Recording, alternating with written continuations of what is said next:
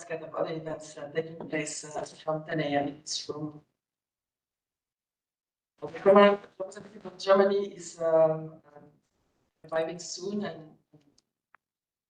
welcome from my chairman. So, Excellencies, dear delegates, we are now formally launching this side event, and we'd like to start by thanking the UN Special Rapporteur on the human rights to safe drinking water and sanitation for bringing us together this morning to reflect on his latest thematic report to the Human Rights Council, entitled Water and Energy Nexus, that was presented yesterday afternoon to the Council.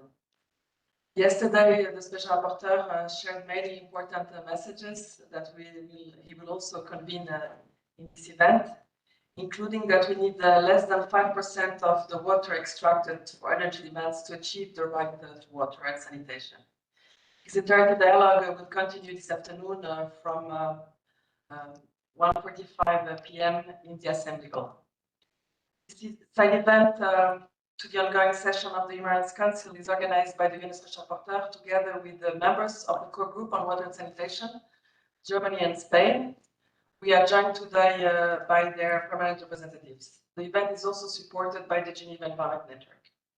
And to formally open this event, we have the pleasure to introduce His Excellency Ambassador Marcos Gomez Martinez, the permanent representative of Spain to the United Nations and other organizations here in Geneva. Excellency, you have the floor. Thank you. Yeah. Buenos días a todos y a todas. So, good morning, distinguished panelists and colleagues. It's an honor for us for Spain to co-sponsor this event together with the Permanent Mission of Germany, Special Rapporteur, and the Geneva Environment Network. The aim of our meeting today is to provide a special dialogue and reflection to deepen the discussion on Special Rapporteur latest report, an excellent piece of work, which underscores the need for a double, just, and energy transition to be grounded on human rights.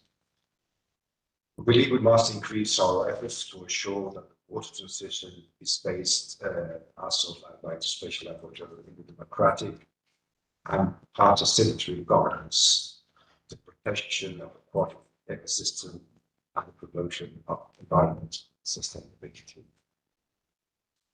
Let me go through very briefly some of the key points underlined in his report, which really deserve our further collective attention. First, a people-centered approach needs to be at the core of the water and energy governance, as we states need to ensure safe, affordable, equitable, and inclusive access for all. Second, women play a crucial role in sustainable water management. They often bear the burden of supply disruptions, which increase gender inequalities. Empowerment is key to community development and poverty eradication, both in this specific domain of water, but overall, as we know. Third element for our discussion and for our further reflection: state accountability is essential. This is human rights matter, and it happens in human rights issues. State accountability is crucial. We as states bear the responsibility to uphold our international commitments, our international obligations, and we have the opportunity to lead and maintain momentum in the horizon of the next UN Water Conference in 2026. Fourth element, global partnerships as foreseen in SDG 17 are essential to achieve all these objectives. But in line with this commitment, we as Spain have presented in February a platform for cooperation with water sanitation and hygiene. Initiative seeks to generate alliances of different actors, boost synergies, and project a united voice in the international water agenda. I will not go into the figures of the scale of the challenge we are all facing, because you know that better than myself. I think it's reflected in the report. But we think that there's room to work effectively to interstate and multi-actor, multi-stakeholder, multi-stakeholder cooperation to improve dramatically the situation in the horizon, also already very close of the goals and targets of Agenda 2030. Because I want mainly to hear and to learn from you, I will stop there. But well, thank you. Thank you very much, Excellency, for helping us setting the scene for our discussion, reminding us of important upcoming milestones. It's now our pleasure to turn to the Special Rapporteur, Dr. Pedro Agudo, to present the main findings and recommendations of his thematic report on the Water and Energy Nexus. Mr. Special Rapporteur, you have the floor. Thank you so much. Well, first of all, I would like to thank Spain and Germany for their support, but also through the Geneva Environment Network, but with the support and work, this event would not have been possible. Thank you. Well, Excellencies, dear friends, as I said yesterday, energy is essential to ensure access to safe drinking water, while water is fundamental also to energy production. However, market-driven energy models and strategies for privatization and commodification of water prioritize economic profits over environmental integrity and human rights. This is evident. If we want to build a sustainable and democratic future, we need a dual just transition in water and energy, focused on human rights, the protection of aquatic ecosystems, and the fight against climate change. The massive emission, as is well known, of CO2 as the main cause of climate change requires that energy transition be the central axis of mitigation strategies. This is evident. We have great agreement. However, the main social risks and impacts come from the water cycle. And therefore, adaptation strategies must be led by a water transition.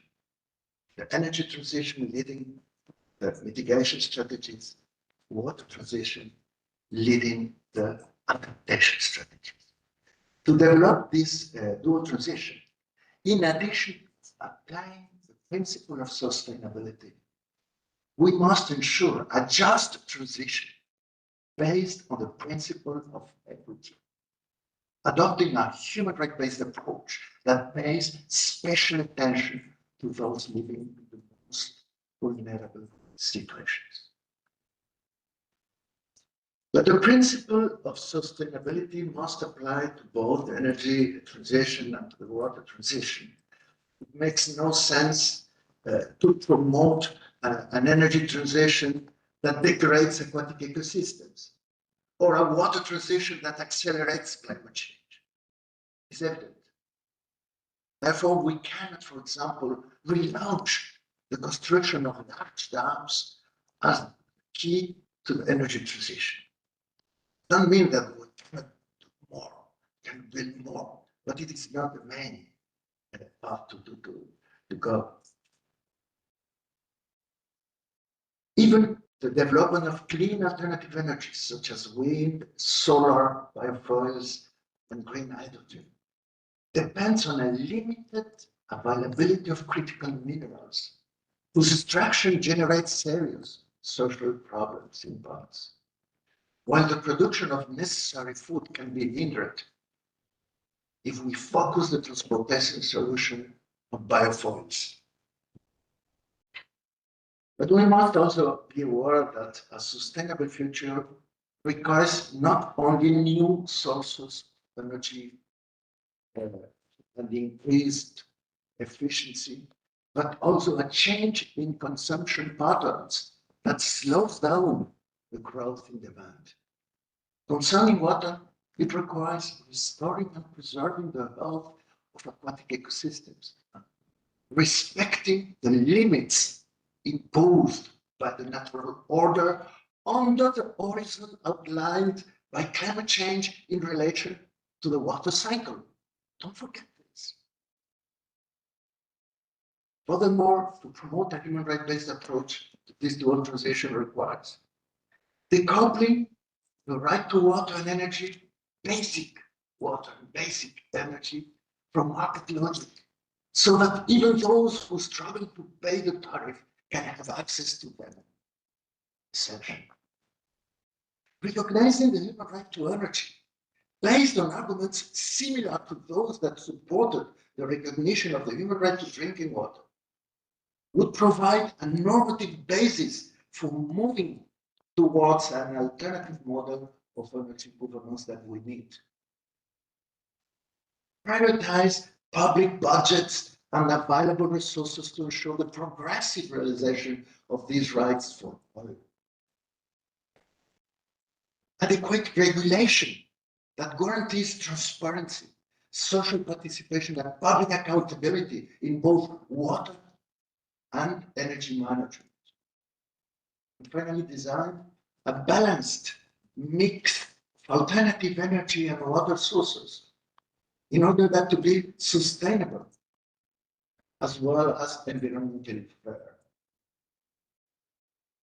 Finally, as I expressed in my speech yesterday before the Council, the emergence and exponential growth of mega data centers in an uncontrolled and opaque manner is extremely worrying, as it is causing a dramatic increase in electricity consumption and significant new demands for water.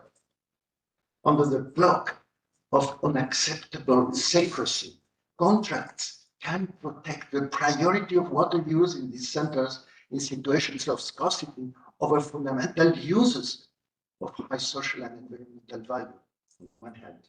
Second, the most significant risk arise from electricity consumption, but also for water. This consumption is already outpacing the development of alternative sources, such as wind and solar, and are being used to power these mega data centers instead of being used for the energy transition. In fact, the large corporations involved are asking for more energy and are relaunching nuclear power, large hydroelectric dams, and thermal power plants, with the corresponding impacts on aquatic ecosystems, human rights linked to water management, while undermining agreed climate change mitigation plans. No any possibility to comply with under this dynamic. This is why I recommend a moratorium. Provide clear information on water and energy demands so that the sector can be regulated on this basis, prioritizing the principles of sustainability, equity, and respect for human rights.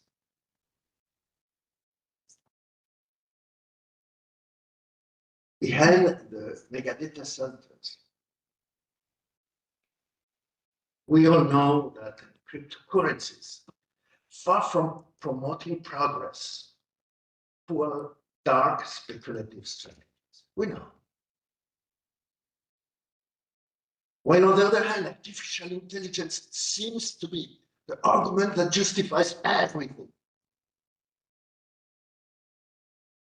Let's be careful, friends. Let's be careful, because the term artificial is undoubtedly appropriate.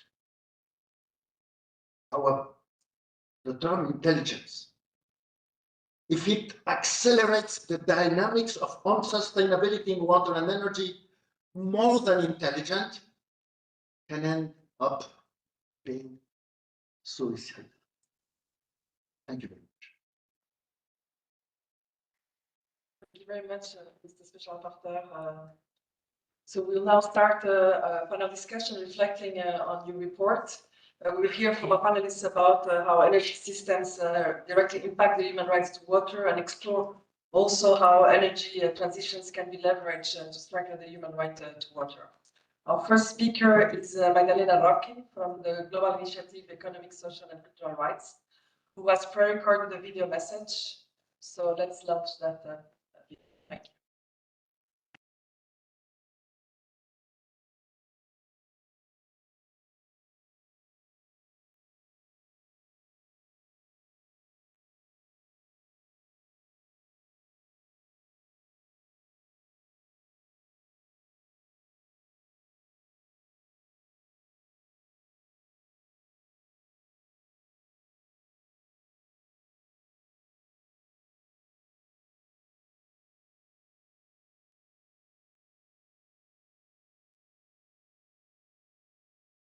The synergy between water and energy, and we commend the rapporteur for tackling this issue. As the energy transition is underway, the transformation will be gradually advanced or limited by the availability and sustainability of water resources. In fact, the availability of water resources has already been decreasing, among other factors, due to overconsumption, diversion, and as a result of the climate emergency itself. Therefore, looking at the impact that one sector has on the availability of the other is key to ensure the sustainable provision of water and energy for current and future generations. Let me illustrate this nexus with a concrete example from our energy. In partnership with FEMA from Chile, we have documented how lithium extraction, critical for the battery powering our green energy transition, is severely impacting water rights in the Atacama and Antofagasta. Our research with indigenous women human rights defenders highlights the reality that the transition has severe human rights implications. Lithium mining is causing rapid depletion of fresh water sources in areas already experiencing extreme water stress. This operation Good morning. Resources has already been decreasing, among other factors, due to overconsumption, diversion, and as a result of the climate emergency itself. Therefore, looking at the impacts that one sector has on the availability of the other is key to ensuring the sustainable provision of water and energy for current and future generations. Let me illustrate this nexus with a concrete example from our work at GI. In partnership with FEMA from Chile, we have documented how lithium extraction, critical for the batteries powering our green energy transition, is severely impacting water rights in the Atacama and Antofagasta regions. Our research with indigenous women human rights defenders highlights the reality that the transition has severe human rights implications. Lithium mining is causing rapid depletion of fresh water sources in areas already experiencing extreme water stress. These operations are fundamentally altering traditional ways of life of women who have relied on these lands for generations and can no longer practice free-range animal husbandry or collect medicinal herbs and food crops, as mining activities have led to drought and desertification of agricultural lands. The irony is profound. In our pursuit of clean energy solutions, we are undermining the fundamental human right to water for communities that have contributed the least to the climate emergency. To guide a just and equitable transition towards sustainability, with civil society partners, we have worked to develop the guiding principles on gender equality and human rights in the energy transition that aim to serve as a collective legal reference tool, synthesizing international human rights standards. Indeed, the shift to renewable energy should avoid replicating the harmful practices of its fossil fuel predecessors. States must guarantee human rights in all stages of the renewable energy life cycle, from the extraction of minerals necessary for renewable energy technologies to the generation, transmission, and final consumption of energy resources. The new report that the rapporteur is presenting today is also pivotal because it emphasizes the need to consider the explicit recognition of the right to clean and sustainable energy necessary for a dignified life as a human right under international law. That recognition can have vast implications and further the understanding that energy is not a commodity. It is foundational for human dignity and human and planetary well-being.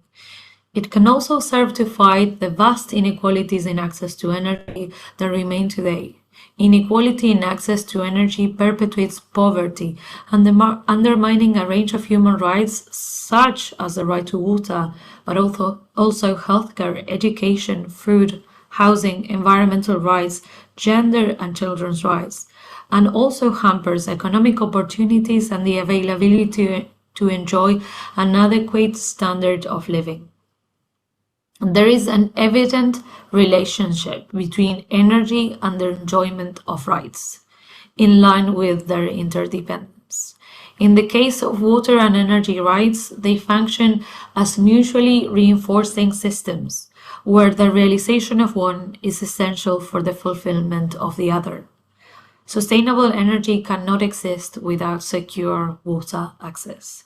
Communities and promote energy commodities, and so it implies a fundamental shift in governance models that empower communities and promote energy sovereignty while establishing clear regulatory baselines that ensure energy is available, accessible, affordable, and sustainable for all.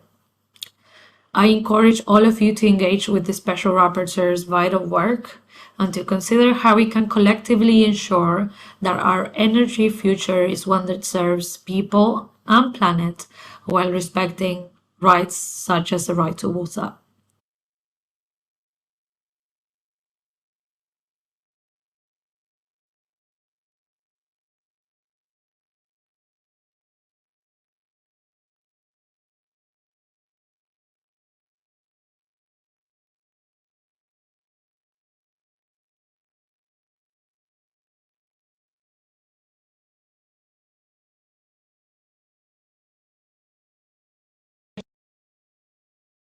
Working for bringing to the discussion a concrete example from Chile and re-emphasizing some of the messages of the Special Rapporteur. Our next panelist is Ms. Lina Kusilapo from the Office of the High Commissioner for Human Rights. Ms. Kusilapo will reflect on the Special Rapporteur report from the lens of the UN Secretary General report on the transition, which is scheduled to be presented tomorrow to the Council. Ms. Kusilapo, you have the floor. Thank you very much, Diana, and thank you for the privilege of joining this discussion on behalf of the Environment and Climate Change Unit of OHHR.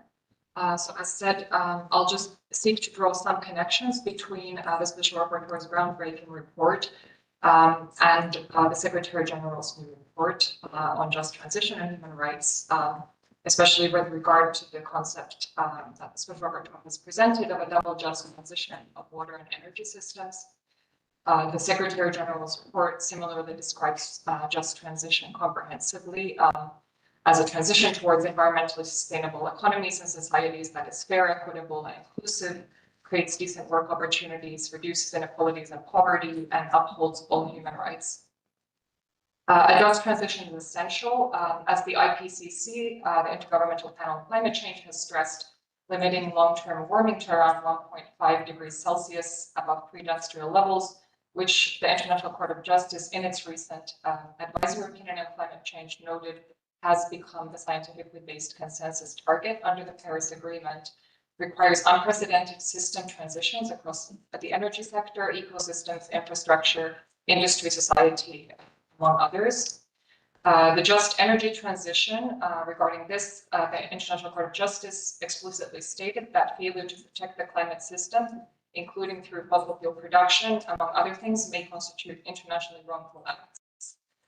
As the Special Rapporteur mentions, hydrocarbons also require large amounts of water for their extraction and processing and cause serious toxic pollution through discharges, spills, and leaks into water bodies, threatening drinking water supplies, with catastrophic consequences for public health. The Secretary General's report similarly includes continued fossil fuel dependency among key barriers to just transition, noting that this also exposes people to immediate and long-term harm, with some research suggesting that nearly 1 in 5 deaths worldwide is caused by fine particulate air pollution related to fossil fuel combustion.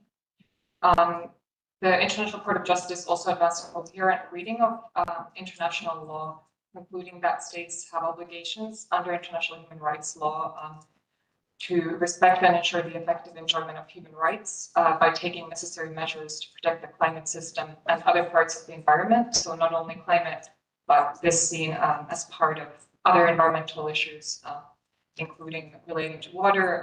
The court concluded that under international law, the human right to a clean, healthy, and sustainable environment is essential for the enjoyment of other human rights. And the right to a healthy environment, of course, encompasses access to safe water among its substantive elements too.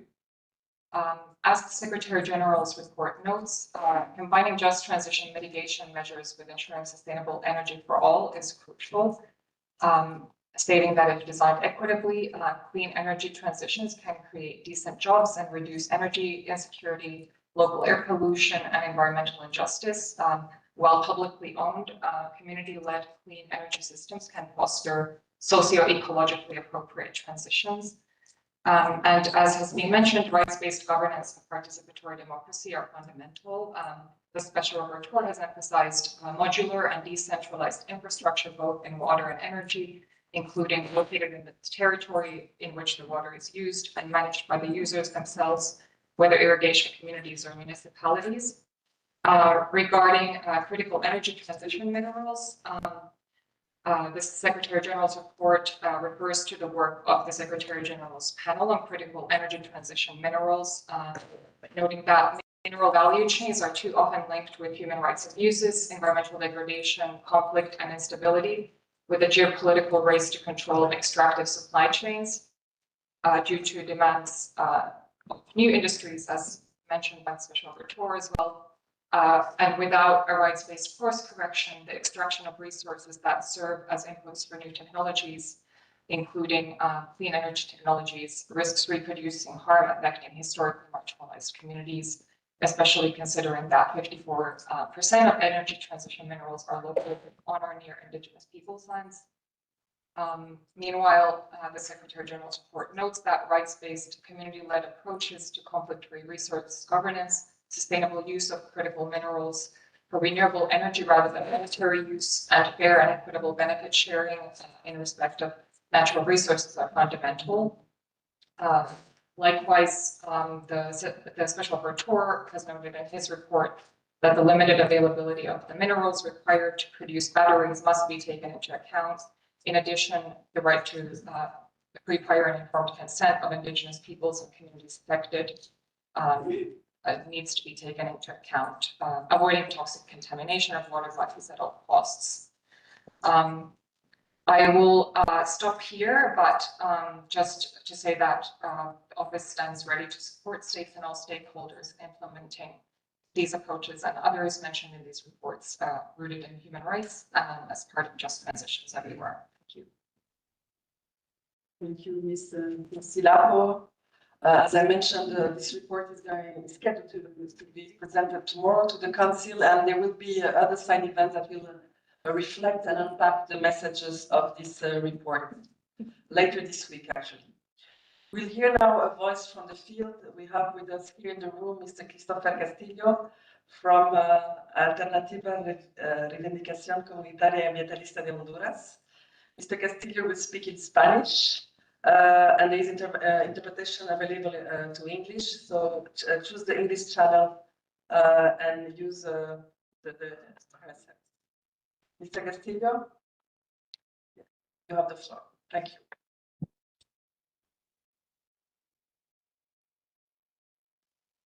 Saludos a todos y todas. Mi nombre es Christopher Castillo, soy coordinador general de ARCA. Gracias por la presentación. Me siento muy agradecido y contento de compartir este panel con ustedes y de comparecer también ante esta audiencia para hablar de un tema tan importante como el agua, desde la perspectiva de mi país, pero también como ser humano. Bueno, primero reflexionando que el agua es la base de la vida, no solamente para la humanidad como tal, sino también alejarnos un poco de la idea antropocéntrica que solo funciona para el ser humano. Es la base fundamental para todas las formas de vida Y si lo miramos más profundamente, el agua es una forma de vida. Es la base de nuestros alimentos y de toda la cultura en el mundo en general.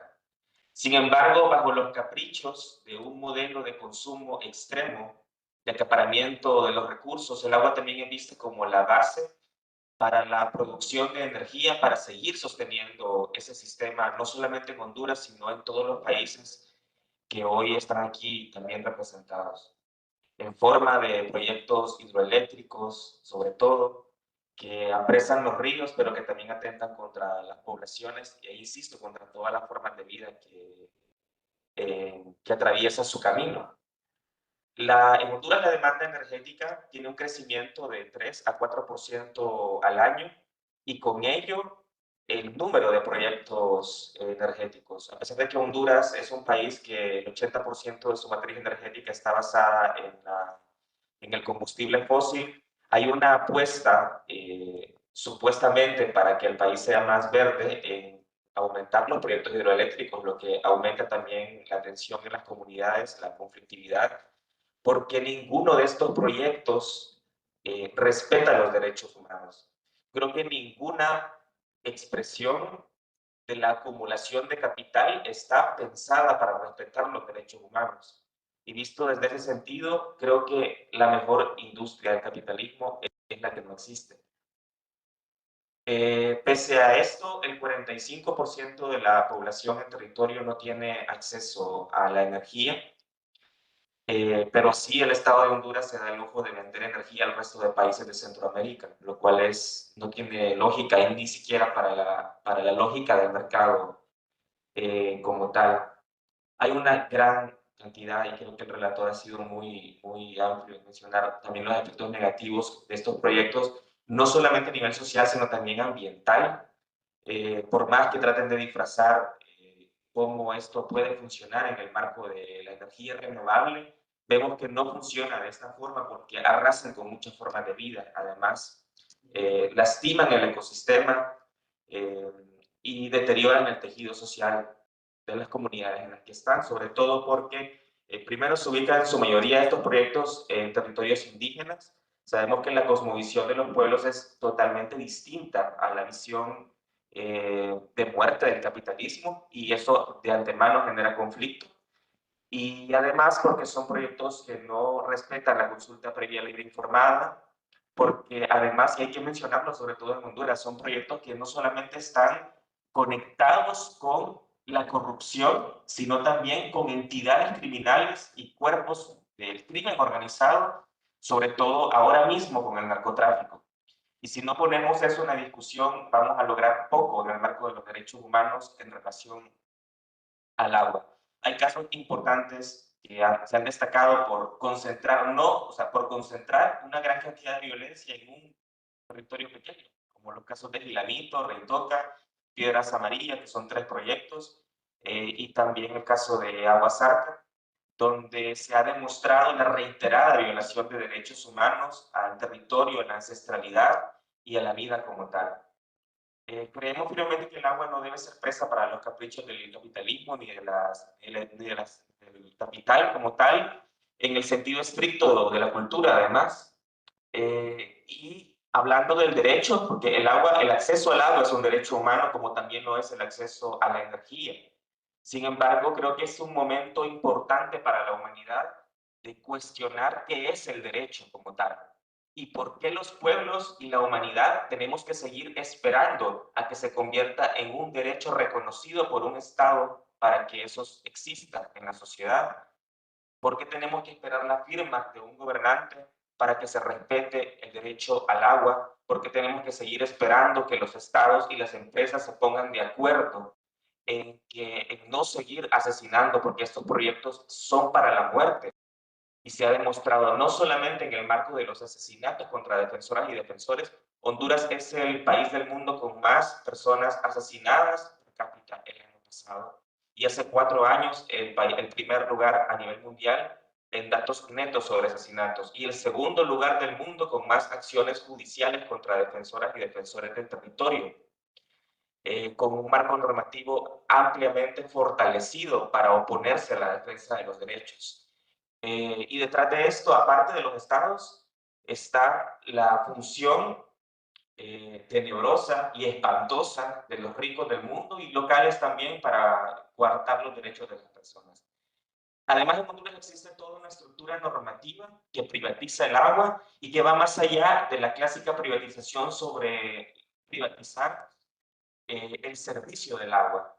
Ya existe un andamiaje normativo y legal para que también las empresas sean dueñas de la infraestructura que el Estado ha generado, es decir, que en pocos años vamos a ver que los bancos, sobre todo, y 81 empresas que están organizadas en Honduras, sean dueñas de las represas, de las tuberías y de los proyectos locales de las comunidades.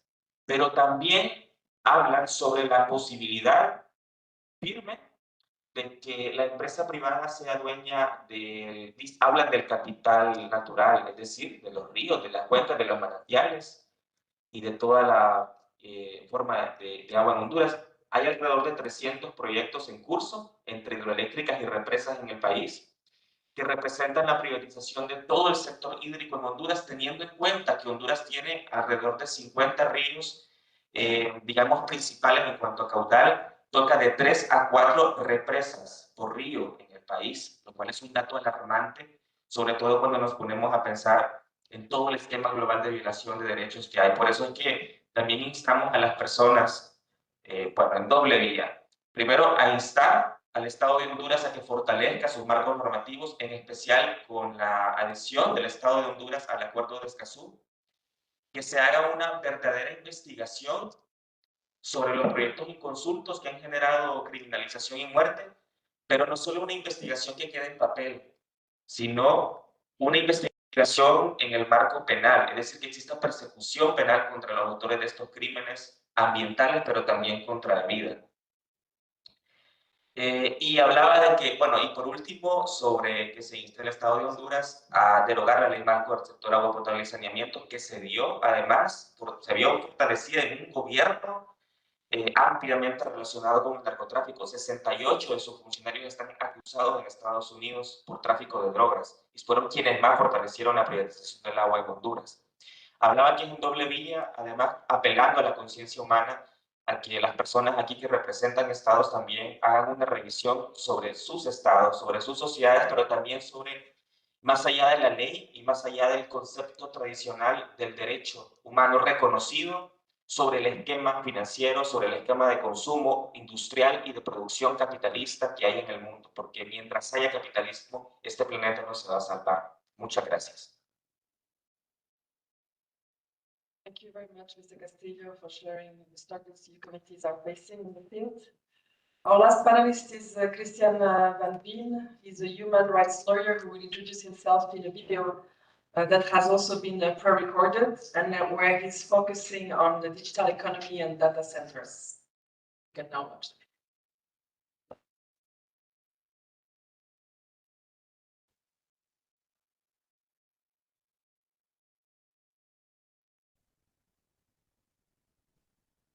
My name is Christian Van Veen, and I'm a human rights lawyer from the Netherlands working on issues at the intersection of technological innovation and environmental harm. I would like to thank the UN Special Rapporteur for organizing this side event about his new report on the Water Energy Nexus and human rights, and thank the governments of Germany and Spain for co-sponsoring it. I'm grateful for the opportunity of briefly addressing you via this pre-recorded video on these important topics. From 2014 to 2020, I worked as senior advisor to the UN Special Rapporteur on Extreme Poverty and Human Rights, and therefore have ample experience with the process of preparing thematic reports for the Human Rights Council and General Assembly. The UN Special Procedure System remains unique because of the opportunity it offers for well-researched and independent analysis of pressing human rights concerns to be shared and discussed directly with governments, with input from a broad array of civil society voices from across the world. Thematic reports in particular are important vehicles to address novel human rights issues and put them on the international agenda. That also applies to the Special Rapporteur's new report, which aims to highlight that any just transition in energy needs to be accompanied by a just transition in water, and both transitions can only succeed when human rights are respected, promoted, and fulfilled in the process. Many of these water energy nexus issues are reflected in a rapidly growing industry I'm currently focusing on, and which are also included in the Special Rapporteur's report: data centers. Recently, I authored a report for philanthropic organizations on the negative environmental and social impacts of these so-called engine rooms of the digital economy. For those who are unfamiliar with data centers, it is important to realize that the digital economy as we know it, from the development and application of AI to the use of old-fashioned email, is powered by facilities where data is stored and computations can be made. Today, this digital economy represents a significant chunk of the global economy as a whole. According to a recent article in The Economist, for example, the investment boom in AI, which is mostly investment in data centers, accounted for all of the GDP growth of the United States in the first 6 months of this year. From the perspective of the Special Rapporteur's report, it is important to emphasize that data centers consume significant amounts of energy, and that this energy hunger is growing at lightning speed. A mere decade from now, data centers may consume as much as 4.4% of global electricity, according to the International Energy Agency. Local impacts may be much higher, with a recent study from the US estimating that data centers could consume up to 12% of total electricity in that country by 2028. In Ireland, the IEA has estimated data centers may consume an incredible 32% of all electricity by next year. Many other countries across the globe, from Brazil to India and from South Africa to Spain, are experiencing an emerging data center boom. The energy consumption from the global data center sector is already contributing to climate change, putting further pressure on overloaded local grids, and raising electricity prices for consumers, while also complicating the transition to renewable energy, a transition which is already unprecedented in ambition and scale. The tremendous energy demand by data centers is accompanied by significant water withdrawal and consumption from this sector. Data center facilities can consume large amounts of water for cooling purposes, although this remains a choice that is often driven by costs. Owners of data centers could also cool their data centers via systems that rely on electricity only. Especially when located in warmer and water-stressed regions, the use of water to cool data centers may be highly problematic. Litigation in Uruguay revealed that a planned large data center there would consume nearly 8 million liters of potable water per day, the equivalent of the daily water consumption of 55,000 Uruguayan households. More importantly, there is significant water use related to the production of electricity needed to power and cool data centers.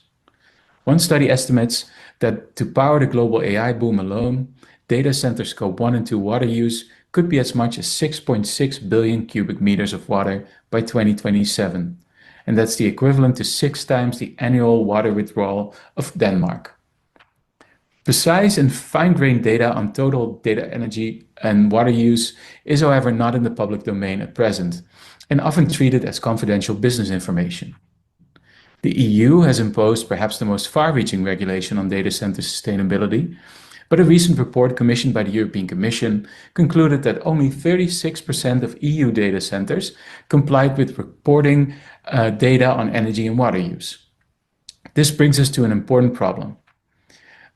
The data center industry is dominated by big tech corporations and so-called co-location companies that rent out a significant amount of their data center space to big tech. We know that these companies wield significant economic and political power, and the money they invest dwarfs many government budgets. McKinsey, for example, estimates that global capital expenditure on data centers between 2025 and 2030 will add up to nearly $7 trillion in investments. Governments have been slow to require transparency from these powerful entities and to regulate them adequately, also in relation to energy and water use. My name is Christian.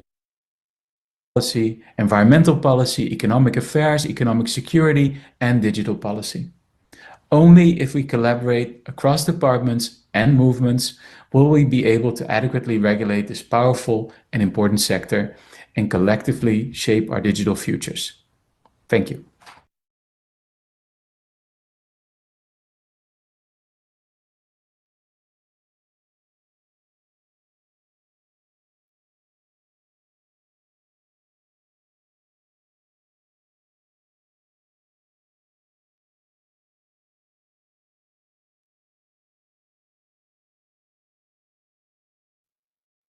Thank you very much to the members of our panel. It's now time to also give the floor to who has joined us in the room. In the light of the Special Rapporteur report messages and also of what has been shared in this panel, and of the important upcoming milestones for the international community to advance governance on these issues that were reminded by the President of Spain. I'm looking at the room. If any of you would like to reflect, bring messages, and I'm also looking at the Special Rapporteur. If you want also to reflect on some of the messages that were shared by the panel.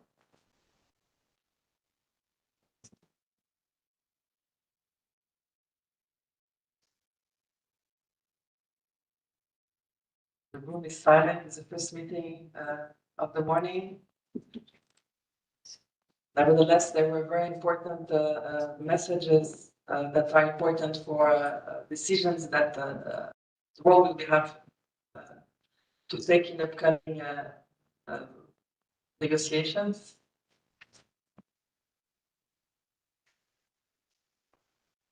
Mrs. Bijama, please. Now, just one thing that is, I think is evident, but in any case, to clarify that my position is not against development, but this asking for a regulated development based on human rights and based on sustainability. But perhaps that, of course, that means perhaps less benefits for some big powers. But this is very profitable for the whole society. So this is a key issue and a political challenge. Because as the last speaker said, the big companies involved in these questions are very, very powerful and strong capacity to influence the governments. So in this sense, I think we need to advance, to progress in real democratic development, to thinking in these kind of issues. It's not an attack against development. Gentlemen, if you could kindly introduce yourself and take the floor. Thank you.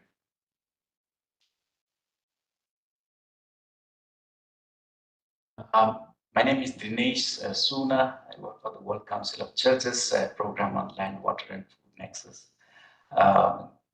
Thank you, Pedro, for always challenging and breaking the boundaries. Your demand for a human right to energy in the context where just heard from you and other panelists that billions of dollars are at stake through the artificial intelligence data centers and their water users, as you now say. How hopeful are you that this demand would be really listened to? Whereas the right to water and sanitation itself took decades and only in 2010 when we got materialized. Thank you.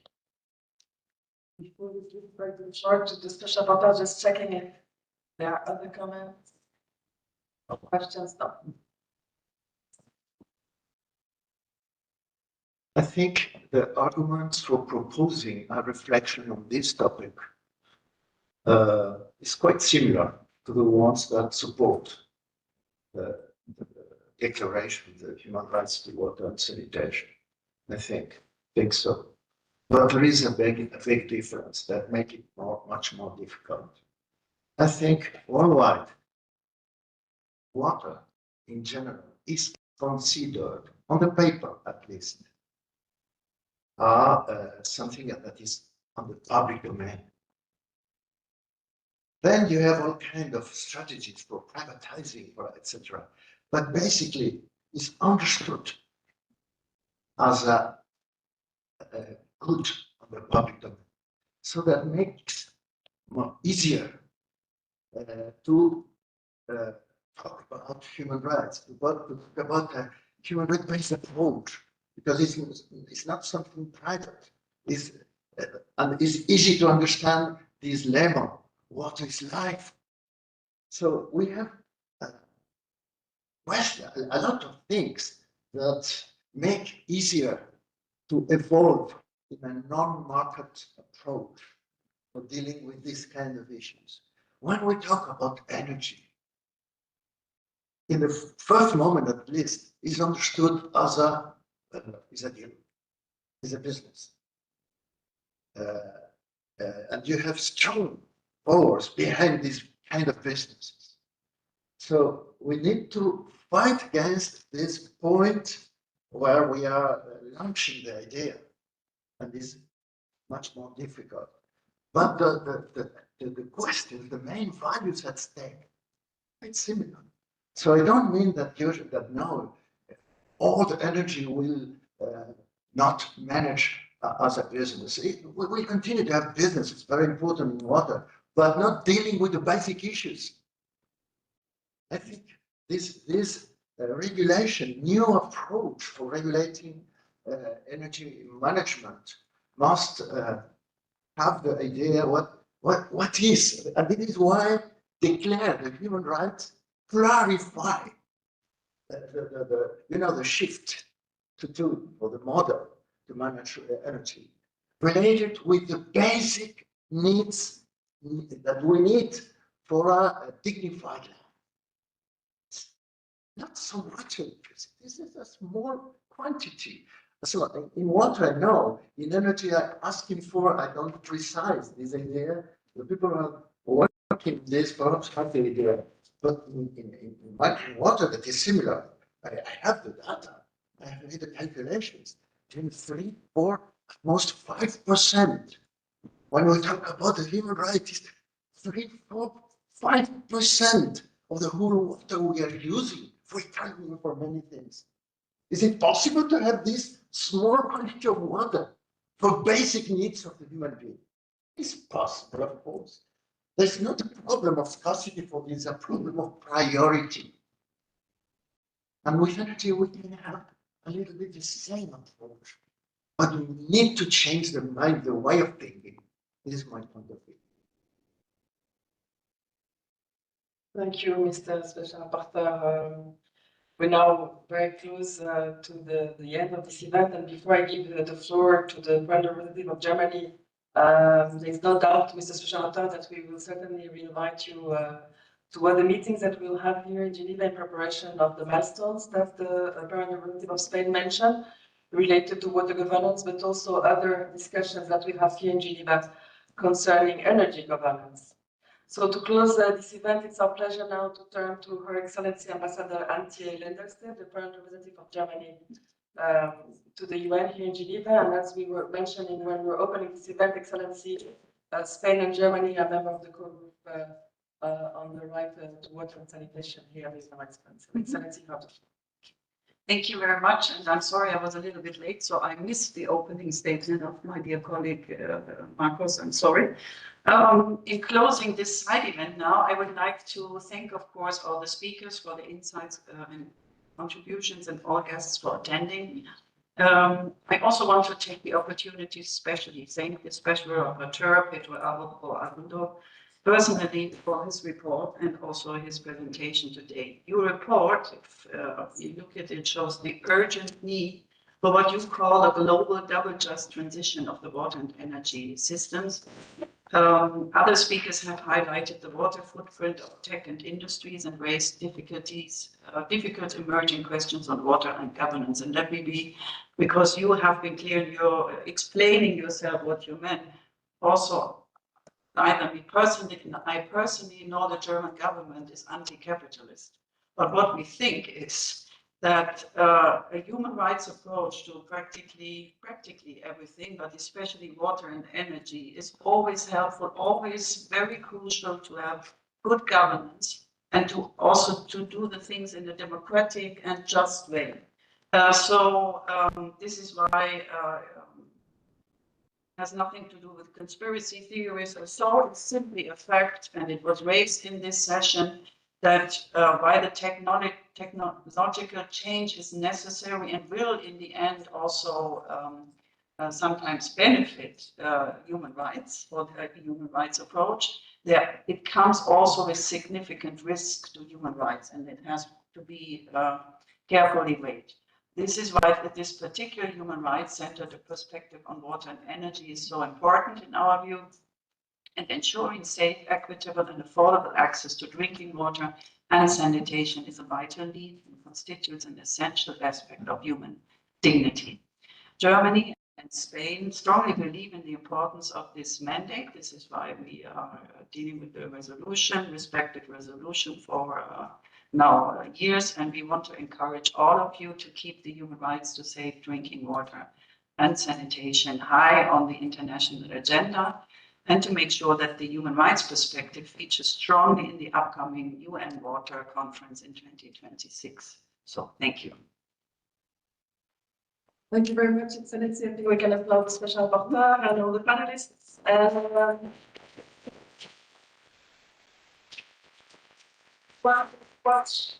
This event has been recorded and streamed on the line, and the summary will also be available on the webpage of the event, so you can come back to really be inspired by the key messages of this report. Thank you very much.